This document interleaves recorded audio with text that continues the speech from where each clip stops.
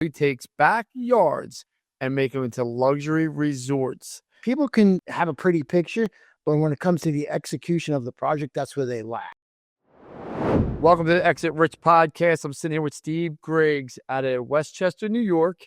And what he does is something different than most people. He takes backyards and make them into luxury resorts, and Steve's going to talk to you how he's grown his business, how he makes money, how he's 9 times out of 10 the most expensive person with the quote. He has no problem saying that. Correct, Steve?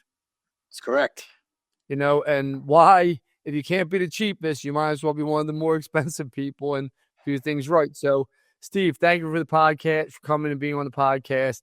And let's just jump right into it. So, Steve, tell everybody who you are and what you do real fast. So real quick, my name is Steve Griggs. I'm a landscape architect out of New York, about 25 miles north of Manhattan. And we design and build custom outdoor living spaces, right? From swimming pools, kitchens, any of that stuff outside. But it's a little bit of a unique because the model is more based on we'll design the project and we bring trade partners to execute it, right? Kind of what you do with the roofing a little bit, but it's just a little different because I wish it was just one trade, but now we got to deal with 10, right? Oh, yeah, you don't realize what goes into doing an out backyard with a pool. You have electricians, you have granite people, you have plaster people, you have gunite people. I got permits, engineers. Yeah, so it's landscapers. Yeah. So it's a little more. Sometimes I wish it was just like one or two sheetrock or roofing or painting. Easier to scale, right? That's why I'm excited to be here because I want to hear how you would take what I do and scale it because my time, they want Steve Griggs to come and sprinkle his magic fairy dust on everything, right? So I get a little pulled. So I'm glad to be here. I don't sell people time, and I tell you what, never sell time. Never. Because that's the worst thing you sell. And I say this to everyone, people say, what do you mean don't ever sell time? Well, if you charge someone $300 an hour, they're just going to, listen, let's just talk about lawyers are the biggest scumbags because they charge everybody by the hour, right? They're just dirtbags. Architects, dirtbags, right? Because they charge you by the hour. So when I'm charging someone by the hour, what's the whole goal? Drag it. Drag it and drag it on and drag it on. When you pay someone per project, right? They got to deliver the project, right? So the mutual benefit of charging people you never want to sell hourly against a guy like me. Because if I charge you $300 an hour, right? Say Joe charges you $300 an hour. And he takes 10 hours, that's $3,000, right? But he still delivers you a shit product. You're not happy with it, it was $3,000. But if you pay me $1,500, it takes me 1 hour because of all my 30 years experience, and you're happy, what did you get the better deal? Yeah.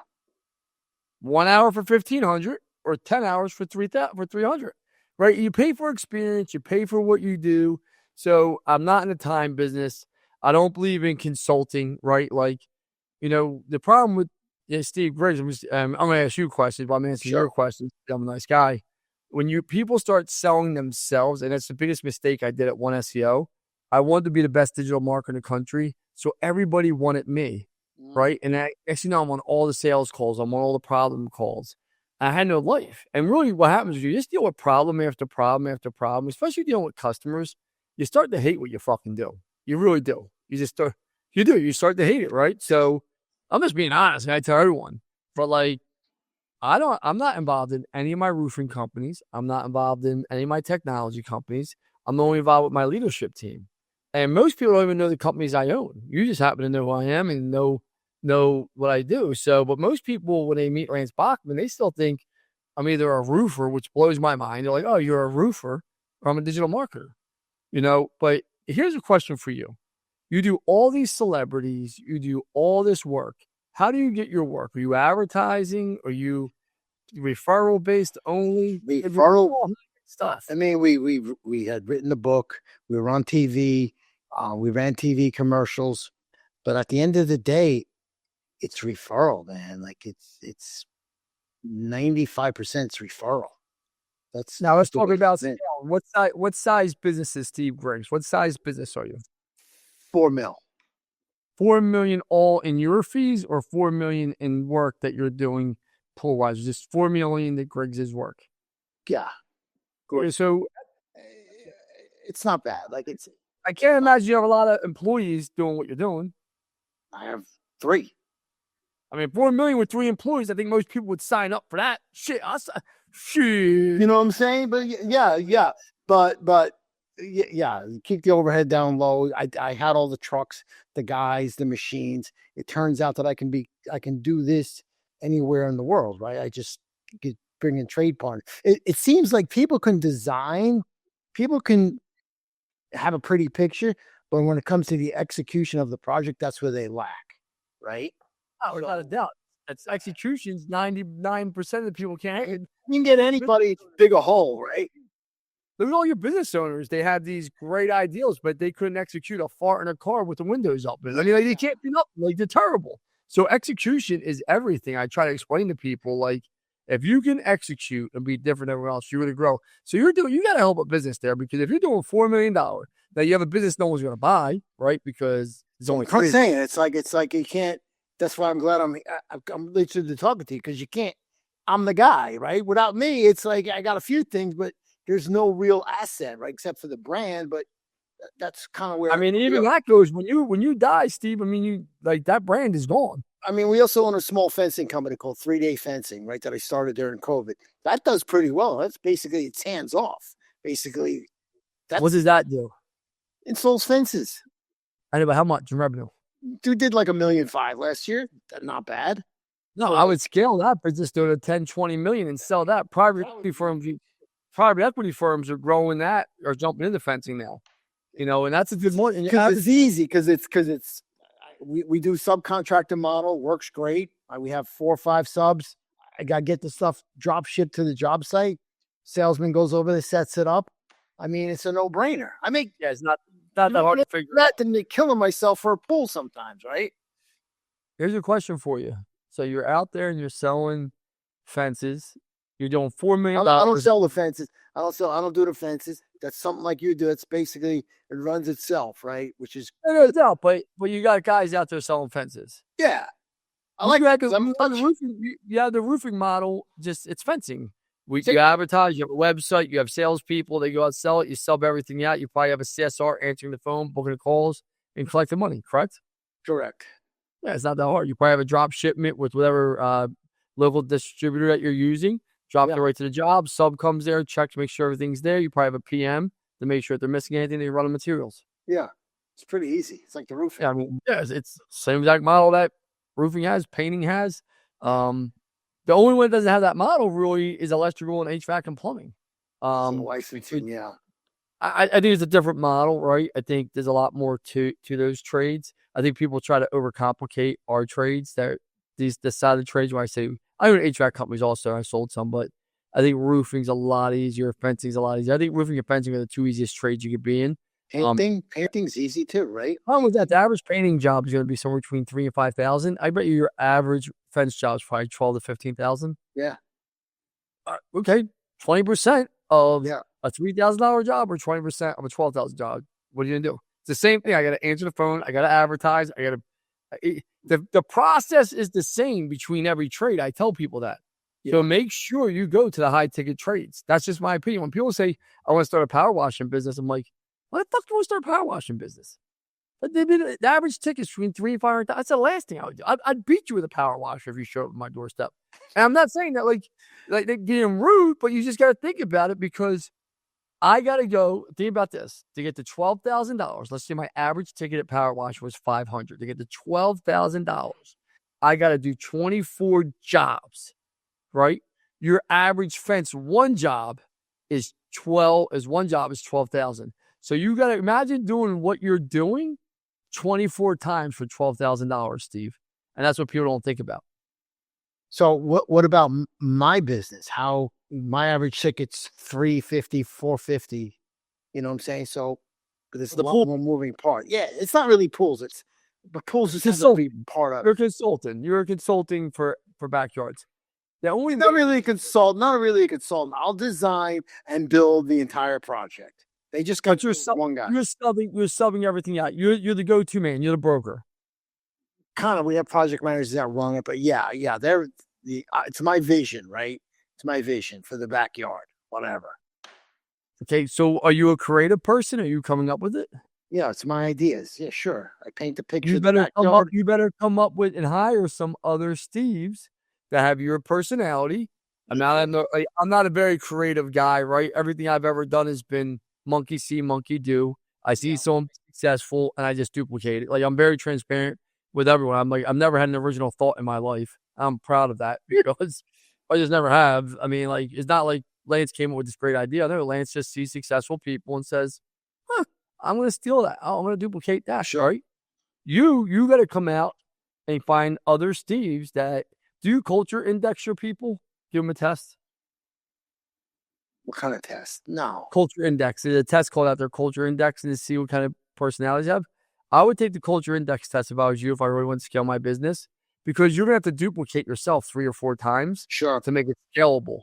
And now if you can go from 4 million to say 15, 20 million, even 12 million, then you could sell it if you're at net 20, 25%. Now you got a business that's going to be doing 2.5, 3 million in EBITDA. Somebody will come by you. Sure. 100%. Because really all you are is, I mean, I'm not saying you're a glorified pool company, but you're a glorified fucking pool company. Not really. I don't do Yard, outdoor landscaping. So we built it up as the celebrity designer. That's why I can charge twice as much as Joe Smo Landscaping. That's what seems to work, right? By being on TV, doing the book, Instagram, it helps your credibility. And I'm also licensed. I've been doing this shit for 40 years, right? So I've seen. Oh, you don't mind me asking. How 65. Dang, you look great, man. Thank you, bro. Just got back from the beach the other day. Is next. This guy. But I work like you, man. I work like I'm still working. Like I like to work. I like to hunt, right? I like it. You know, so let's just talk about this. So you're doing the majority of your sales then? I come in for the close. Like I don't do all the I come in to clean it up.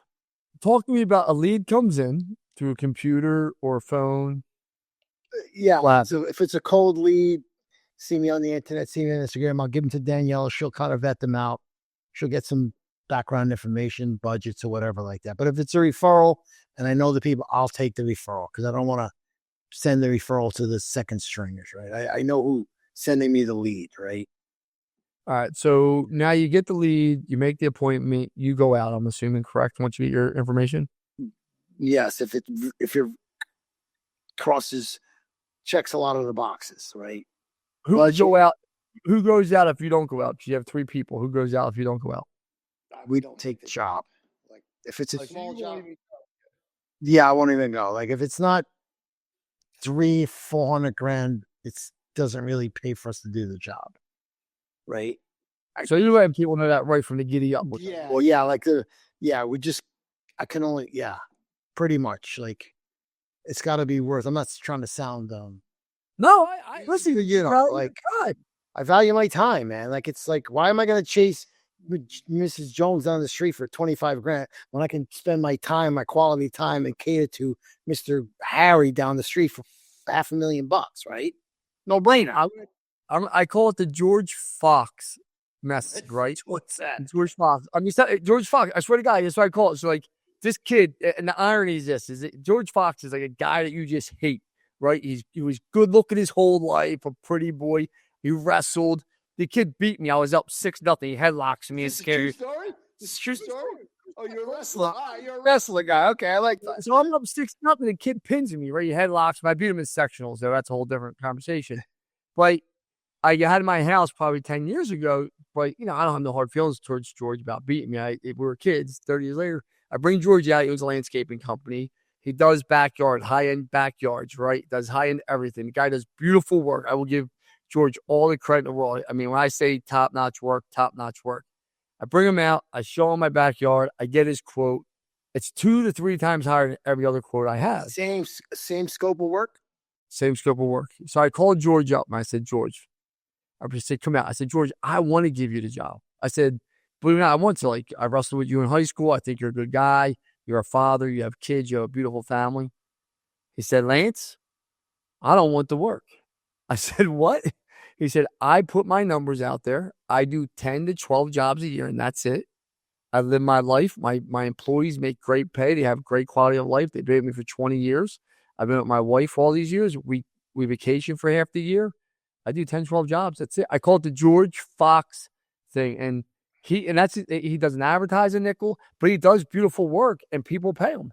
And I actually thought about hiring him, but then I was like, man, that goes against everything I stand for. This guy's a kid. And I love George, but he vacations half the year. He goes to Vail, he skis, he's still good looking as shit, doesn't help. On vacation half the year. Yeah, no. But that's his model of only high end stuff. And there's nothing wrong with that model because you got to know your customers. You're making more money at $4 million with 3 employees than most people are making at $10 million with 20 employees. You know that, right? Yeah. So like your model's not broken. The problem is your model's not scalable to be able to sell at 65 years of age. I don't know if your children work there. That's part of the conversation. No. So your children don't work there. So they're not worried about that, right? So do you want to sell eventually or not really? I mean, again, if it's, I'm a realist too, that I know the model that I have is not scalable unless it changes the model, unless I get 3 more Steves in and I'm just the face of the company. So I understand. I went down this route years ago. This is the model that I chose, but it's not scalable. At least I don't think. Maybe you can tell me something different, right? No, it's not unless you hire more people. But my thing is this, though. At 65 years of age, I'm not being rude.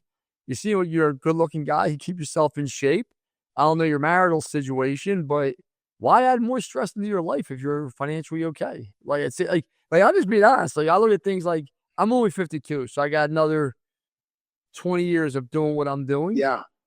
I'm fortunate I have the luxury of coaching my kids every day in the morning or at night, whatever I want. And I call it the flex time, right? I can go flex and live my life, but still work and do the things I enjoy. But yeah, I mean, I don't know at 65 years of age. I'm not saying 65 is old because I feel like 65 is the new 50, right? Like people are living longer, taking care of themselves more. Everybody's hitting the TRT, everything else in the world. So, I mean, I don't know. That's a question only you can ask yourself. Do I want to scale my business? But I do want you to talk to people about how you're selling the high-end jobs and about your pricing because most people are bottom feeders. And that's why I asked you to be on the podcast. I love the fact that you have no problem saying I'm the highest guy in the market.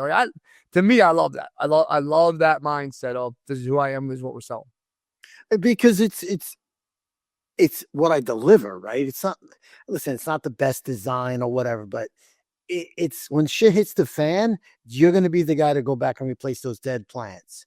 That's the relationship I have with the clients. Like, to me, that's the most important thing. I could build you a beautiful job, but I don't just leave, right? I've done homes, second, third homes, their kids' homes. What I'm saying, so I'm involved in the family now, right? So I think that's a big thing where people are just like, how do I get to the next job? And they're rushing to the next job. Why don't you just slow it down and cater to these clients? Because they're the money. They have the money. They don't want to pay for headaches. They want to write a check and they want that headache gone. They want to see the picture you've created and they want to say, how much is it? They want to write a check. They want to go to France. They want to come back and they want the project done. That's what I deliver. No excuses. You cannot give excuses. 0. I mean, that's the thing. It seems like you're giving a 10-star pledge, charging 5-star pricing. Does that sound right? Because I can tell you right now, I'm probably not charged enough. I love that answer. I'm going to give you an example. Right? I was at Harris, and it's a shithole in AC, but that's besides the point. I just ordered my son a chicken sandwich with nothing on it, right? A spicy chicken sandwich. I said it 3 times to the woman, no pickles, no lettuce, nothing but spicy chicken. Sandwich comes out wrong. I take it back to the counter. I said to the guy, only spicy chicken, nothing else. Now I see the cook making it wrong. And I said to the guy, if that's my sandwich, it's wrong. He's like, no, he's going to make it right. I said, I'm just I'm right here at the counter with you, my man. I see it. He brings it over to me and I pull it out and the manager's there. I said, dude, I told you it's wrong. There's supposed to be no lettuce, no pickles. And he's like, no, you just told me no cheese. And I literally just fucking snapped. I just literally took it, threw it in the bag. I said, I don't even want it. The manager's like, what's wrong? I'm like, nothing. I'm like, how many times do I have to tell you the same thing? 3 times there, twice here. I tell the fucking cook what, like, you guys just don't want to deliver a product, but that's why you're in this shithole Harris. Yeah, you're not at the Ritz. You're at the opposite side of the spectrum where you're like, hey, well, I was there for a wrestling tournament, but you are right. You stay at Harris compared to the Ritz, and that's the problem. Then the next step down is Motel 6. There's levels to business. It seems like you figured out your model very well of, hey, listen, I am just going to be the highest in the marketplace. Do you lose? I'm actually not the highest. There's more higher. Like there's not the highest. Do I lose jobs? Yeah, you lose jobs. Everybody's concerned with price.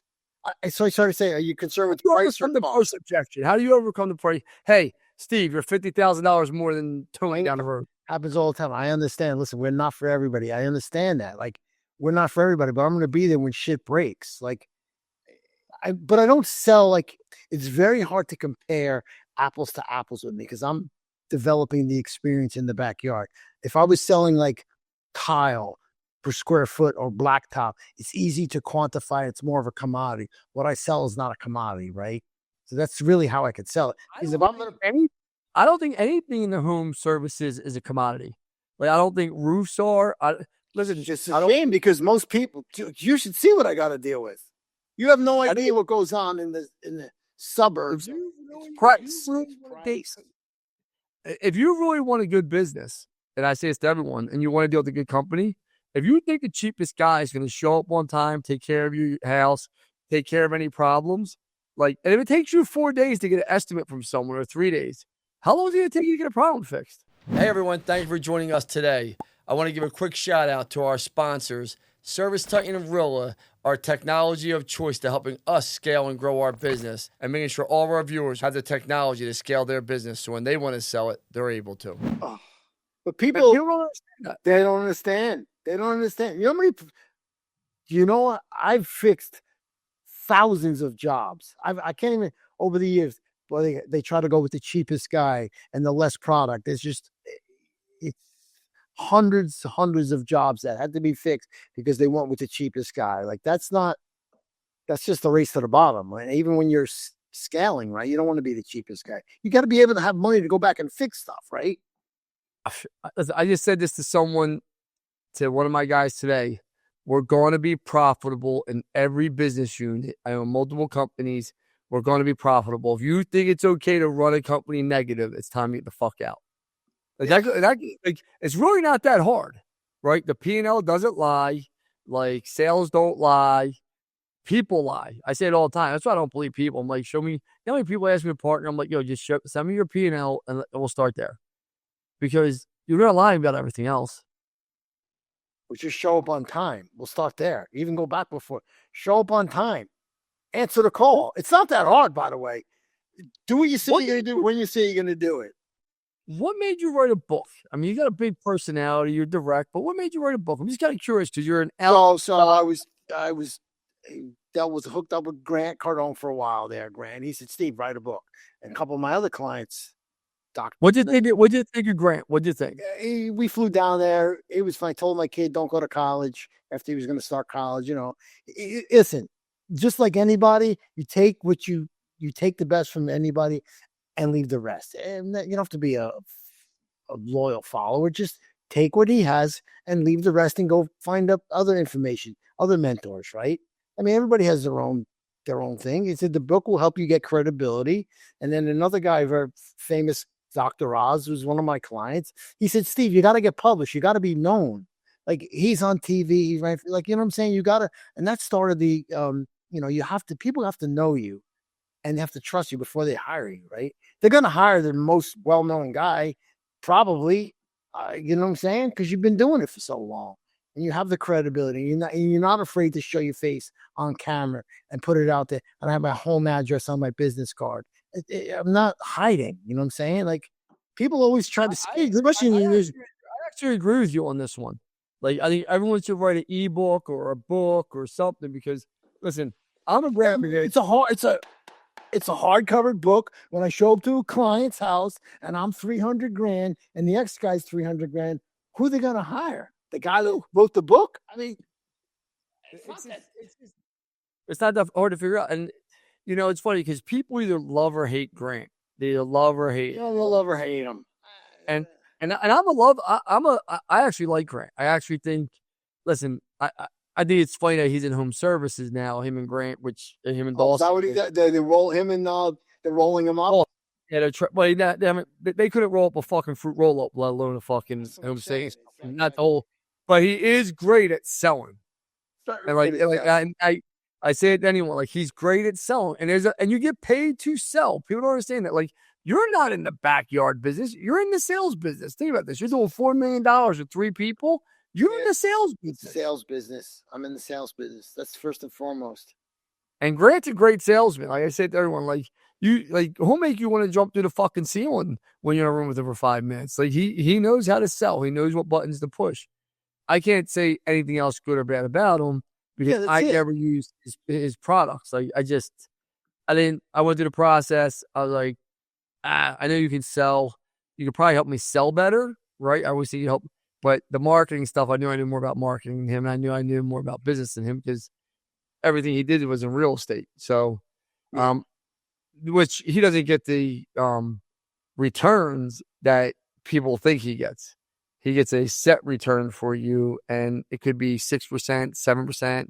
It's not 20, 30 like people think. It's not as high as people think. But hey, listen, you can't argue with what he's built, though. No one can. If you can, God bless you. I'm not gonna take a shot at a guy that went from being a drug addict, hitting with a billionaire. I'm gonna have no respect for you. I'm gonna say, dude, you did it. It's it. You did it.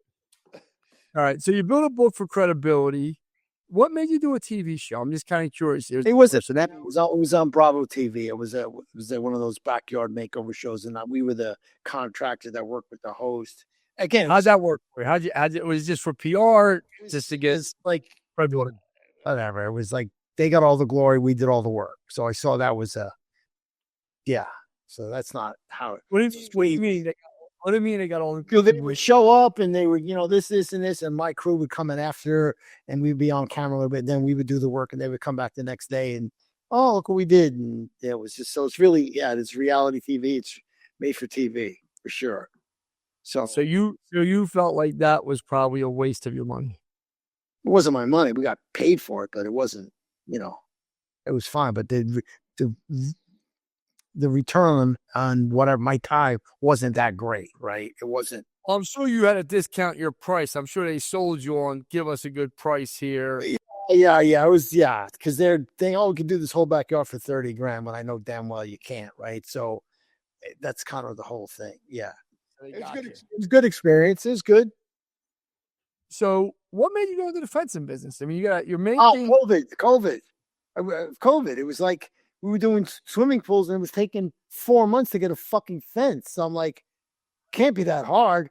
Find out who buys the fence. I called Eastern Fence, got an account set up, told this girl, you're now a fence salesman. Go find me 3 fence guys that fence. I'll give them the work, get the price, put the fences in. That really has taken off on its own, like much better than I thought. I only started from my own company, right, just to get the fences in, and now it's, I don't know, it does like over $1 million a year, like nothing, like, and probably got 20% margin net, right? Yeah. It's good. It's good business because my phone doesn't ring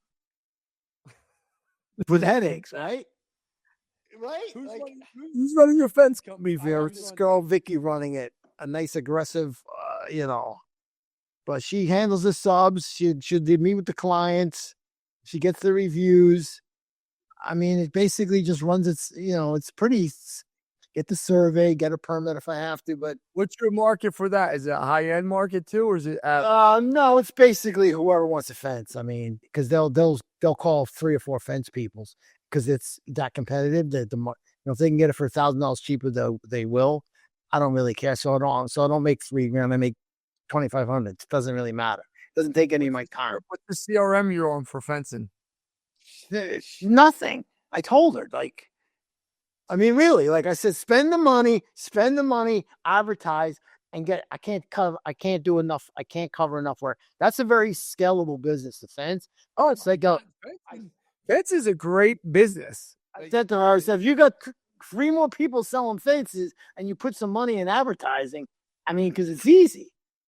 Well, your average ticket, just do the math. Your average ticket's 12 grand, right? It's about 12. I would say 12. Yeah. Okay, 12. But okay, so let's just say you want to grow to a $10 million business, right? And I'm sitting here, you got me frazzled here a little bit, so I'm just going to roll out my calculator, right?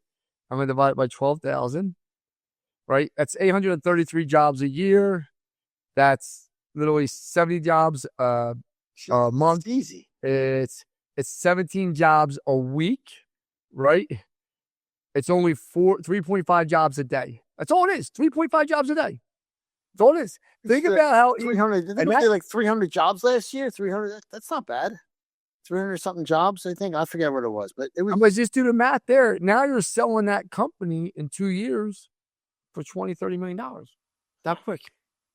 That's what I would focus on, like, because it seems like you got your outdoor living space, high end part down pat, right? Like, it seems like that.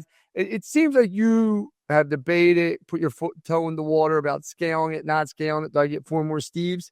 But the fence is like, why wouldn't you? You throw some money into that. So there's a pool company. You ever hear of Zorion? You must have. Zorion, they're private equity. They put together pool companies, 4 pool companies put it together, and they were explaining it to me. I was like, wow, it's kind of what you do. It's not what my head can't get, where they they rolled up 4 pool companies, and now the value is worth whatever. So it's worth a lot more. You have buying power. You have more resources, insurance, your marketing goes further. And the reality is you're going to have a lot more EBIT at the bottom line, which is going to get you a lot bigger of a multiplier when you sell to private equity. Yeah, there was, they got scooped up by that, but they kept the name and it's under a bigger platform. I find it very interesting. It's not as easy as people think to roll up companies. It's easy to acquire one and keep as a standalone. That's why most private equity firms don't roll the companies up. They actually keep them as standalones. So they keep them as standalone. Correct. Yeah, because when you roll up, like I rolled up with Munns, I rolled up with Planet Roof. I'm taking 2 to 3 different personalities. I want you to think about this. I'm taking Steve, I'm taking Joe, and I'm not saying you have a big ego, but you got a big ego, right? Then Joe has his own ego, and then I have my own ego, right? And now I'm putting the 3 of us together, and I'm putting our companies together, or your 2 companies together. And now I got to manage you 2. I got to manage myself. And then we got to put everyone in place to help us scale and grow this company. And people think it's easy. I laugh because I've done it twice now. And I sold one already to private equity. And now I'm getting my second one. We're going to do about $2.5 million this month. It's only been less than a year. Rolling them up? You rolling them up? I rolled up Planet Roof and I rolled up Munns. Munns is already sold. Planet Roof, I'll have ready to be sold by the end of this year, most likely, if I want to sell it, right? Is the reward much higher rolling it up? Because it must be, right? Yeah, because these guys would have never sold their companies. It would have took that much longer to get there. Like, people don't realize, like, if I can get 2 or 3 people that have good personalities and they can check their egos and all fall in line and just literally, I call it dance to the music, move to the beat of the drum. Yeah, you're going to go that much faster because there's a reason why you're stuck at 2 million or 3 million. You can't get the fuck out of your own way. Yeah. Right. So now if I can pile 2 or 3 of them together, energy makes energy, right? Yeah. Energy makes energy. People compete. It's natural. And these guys wind up becoming friends with each other also. But if you get the wrong person, it's a fucking nightmare. I can imagine. Right. So I'm fortunate on both my roll-ups. I've had great people in them. I'm very fortunate. The majority of my partners my whole life, except for 1 or 2, are great people. There's been a few not so great people in my life, but the majority of them have been very good people, Steve. I'm very blessed by the majority of people. So you get these companies and you jack up their sales and then you sell them to a private equity who understands numbers. They don't understand roofing. No way. They don't have they. Do you think I understand roofing? You never put a square roofing down, have you? Like I'm not being disrespectful. No, just say it's like I own a fucking popcorn company. I've never walked through the doors. Now I invested in clear rum. I don't drink rum. Yeah. Wow. Right? Like, I don't do things I like. I do things that I think can make money. Yeah, that's pretty cool. Like, it's really, and I say this to everyone, if you show me one person that can do it, right? Like one person. I was on a call the other day, and you'll laugh at this, Steve. I was just bouncing, talking, right? And the guy said, there was a young kid that was 19, 20 years old. And he said, I want to be I think the name of one company was called Carrington, another company, I forget the name of it. And this guy was about 35 years old. And he's like, I'm just a worker bee. I don't see it. And he's interviewing for what I would call one of my startup companies right now that I'm doing with my friend. It's hard money lending. We're going to put millions into it and lend money, right? Because I believe there's a need for people that need money, but we're just going to make it hard money lending, right? To both contractors and people for real estate. But the guy couldn't see the vision. He didn't have any clue. So if you get a guy like that can't see your vision, you're screwed. You got to have guys that say, you know what? I see the end. I'm going to work really hard, because private equity firms, all they want to do is buy good companies that are growing that can maintain that. And when you show companies growth, right? Like Munns, we sold Munns 6 months ago, and they just had their best month ever. I think they're going to do close to $5 million. It's their best month ever. Like $5 million in roofing. And we sold it 6 months ago. That's a lot for half. That's a lot of root. Wow, that's just residential. All residential. Every business I'm in is residential. When these guys try to sell me on commercial, and they're like, you got to do commercial, you got to do commercial. I'm like, why would I do something I don't want to do? Why would I can make money in anything. I tell people, like, I can make money. I really believe that with all my heart. Take Lance Bachman, put him in any business besides the restaurant business. I'm going to caveat that before I get too bold, right? Because the restaurant business sucks, and it's hard, and it's brutal. But I can go into any business and give it my focus, and I will make money. So I have a question. So there's a company called Gold Medal. You might have heard of it. They're done by you. Actually. Gold Medal, I know Mike very well. Gold Medal, he sold that. I know Mike very well. Yep. Good guys. So now they kind of, he's one of the first ones to sell. Then he had CEO Warriors, coach. Yeah. He has another coaching group now. I think he has another coaching group. That was one of those things. But like, it seems like that's an easy, because most of my clients, like, they got to deal with the pool guy, the landscaper guy, the maintenance guy. Like, there's so many people. It's like running a small business when you're the housewife. You got to run the house. Unless you're really up there, you have a house manager. But like, wouldn't there be a need for, like, is that what Gold Medal does now? They'll do everything: plumbing, electrical, landscaping. But they're owned by a private equity firm now. So is it like a home concierge service? Is that kind of what it is? No, Gold Medal is owned by a private equity firm, like a true private equity firm, and they just keep adding on services. You got to remember, you're not in the outdoor business. Like, if you thought about this and you had enough capital, enough money, and it depends what your race is, right? Like what your race is. How fast do you want to race? How long do you want to race? I don't want to race and ever build a company as of right now to $100 million. I just don't. I have multiple companies that do over 100 million, but I want to take these companies, get them all at my sweet spot somewhere. Truthfully, I take companies to 17, 18, 20 million, 30 million. My max is 50, right? Where I'll take a company to, and then I want to sell it, right? To a private equity firm I trust and like and have good relationships with. And then I get what I call a cash sweep. My employees get a cash sweep. My partners get a cash sweep, and everyone's happy. Make sense? And then you go your own way. That's it. You're out. And I normally stay and help the private equity firms transition and make sure, like, Alloy's been a great partner I sold to with Munns, and we're help managing everything, and we're working through stuff. It's not perfect, but I mean, even Vertex, when I sold to Vertex, great people. I can't say a bad word about them either. Like, I've been very fortunate.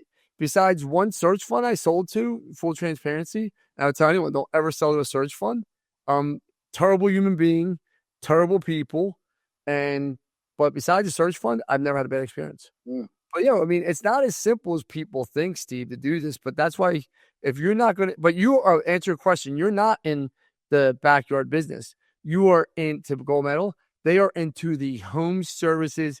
I want to do everything inside that home. Once I'm inside that home, I want to do the electrical. I want to do the HVAC. I want to do the plumbing. I want to do the painting. I want to be your trusted contractor of choice for everything you need. I got to call one guy. I got to call one person.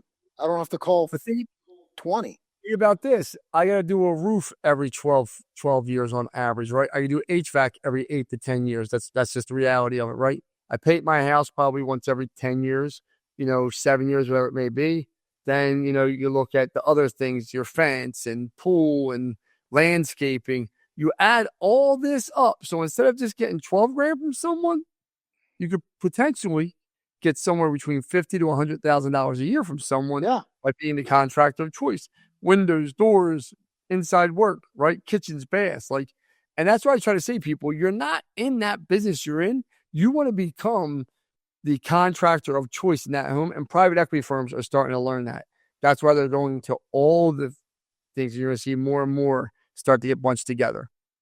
So it kind of makes sense, because I was saying, why wouldn't one guy like myself? I have they already know me, they like me, they trust me.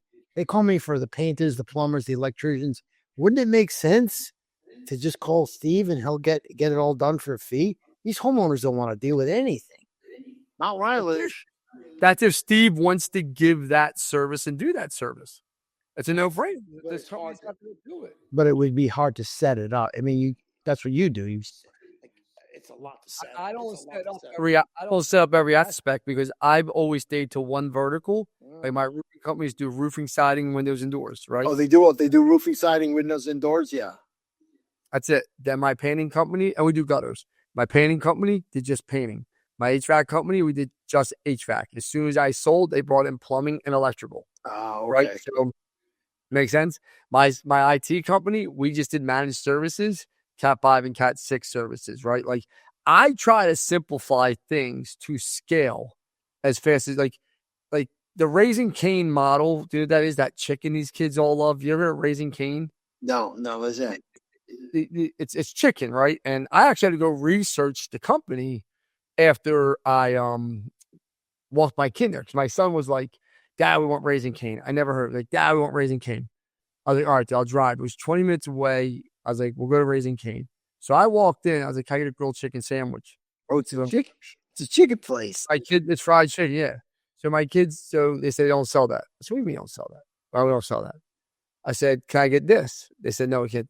I said, "My man, well, what all do you sell? Where's the menu?" Well, there's 3 things on the menu, 3 different options. Swear to God. So the guy said to me, he was nice as shit about it.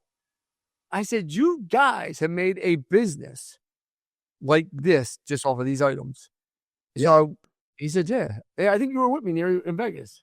Yeah, it wasn't me. I was in Vegas with Neary, right? Because my son was wrestling. So I sat down. Neary eats with my son. I don't know what you guys got. You just got chicken strips, right? I just started Google Raising Cane. Go see how many locations they have. Go see what the CEO is worth. He's worth billions, not millions, billions, on making a simple business. And I really try to make all my businesses as simple as possible, from how do I sell a product to how do I install the product and get the product done to collect cash.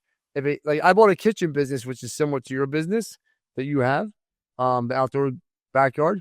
And I bought a kitchen business 3 years ago, and I shut it down after 120 days in. It was doing $12 million a year business, kitchen.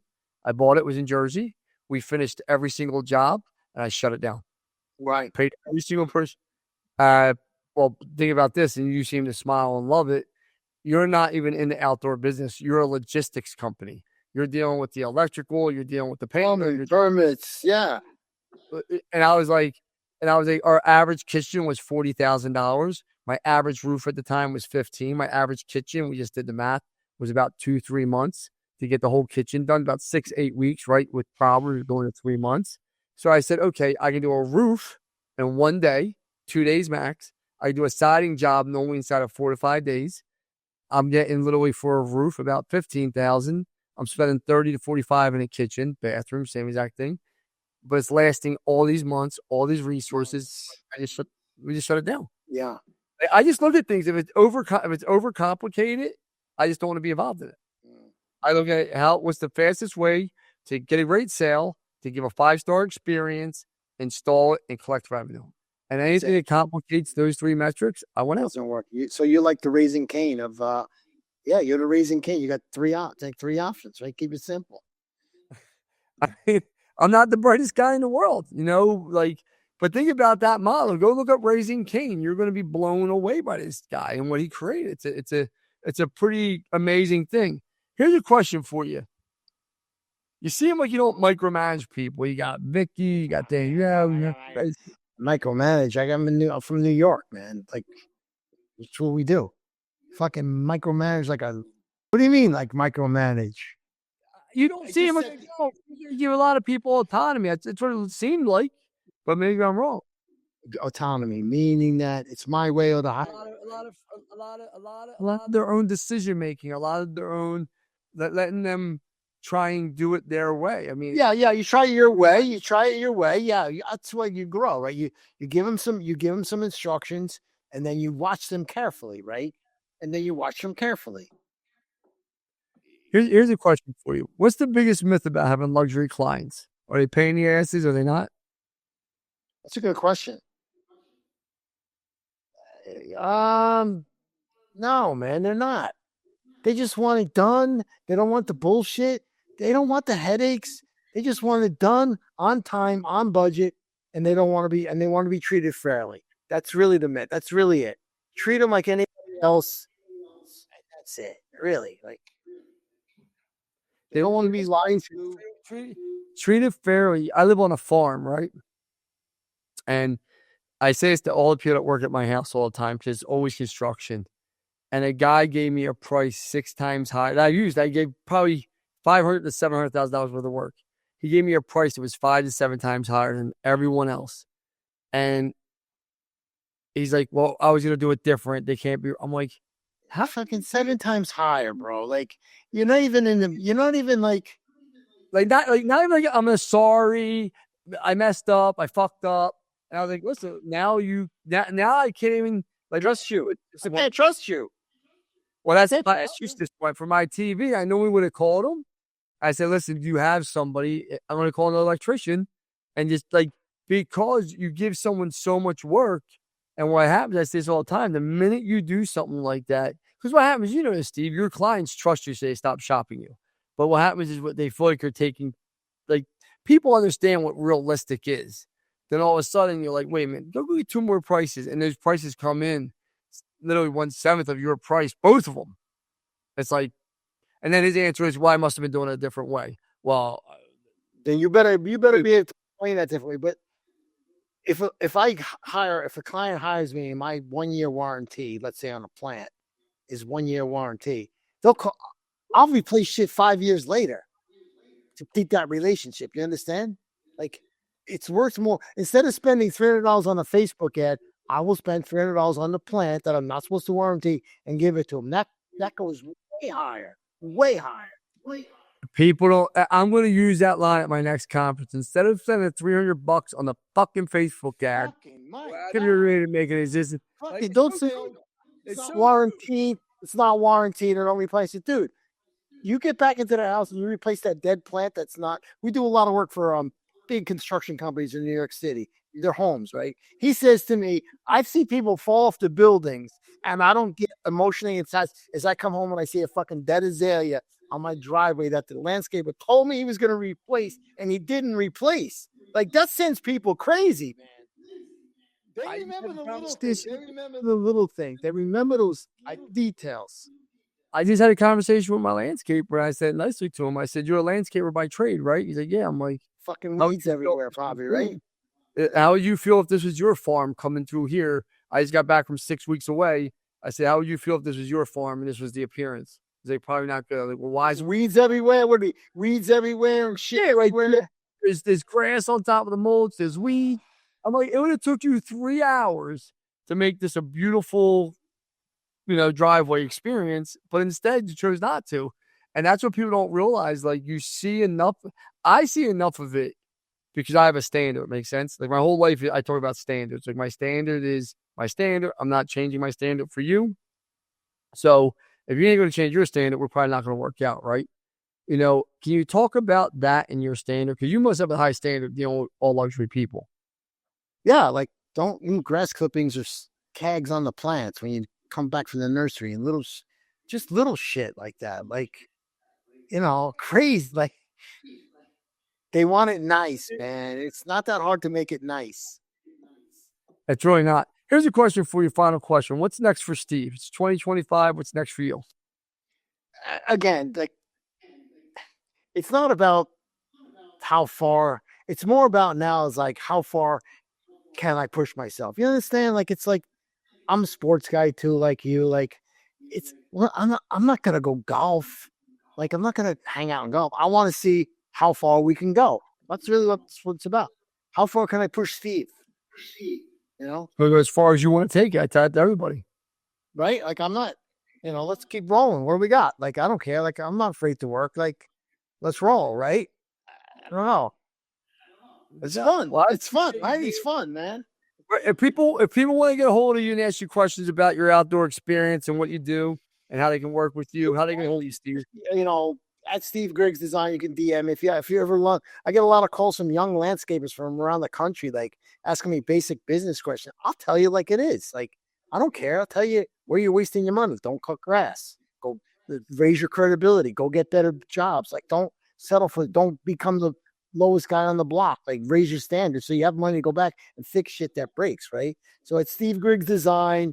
Yeah, I like what you're doing, Lance, with the podcast. And again, you're doing the podcast. It takes time, right? You got to edit it. You got to publish it. It takes time. You're doing it for a reason, right? Why are you still doing it, right? You like to hunt. You like it. I pinch myself. I have the best life I ever thought I could ever have. Like I'm happy. Like so I enjoy. If I don't like something, I just don't do it. Yeah. But I love what I do every day. Come home, you bitch at the landscaper. The shit, there's weeds growing. That's great, right? I'm happy about that. We gotta work on that part. Nice. All right, man. Thank you, Steve, so much. Enjoy your day. You got it. See you later.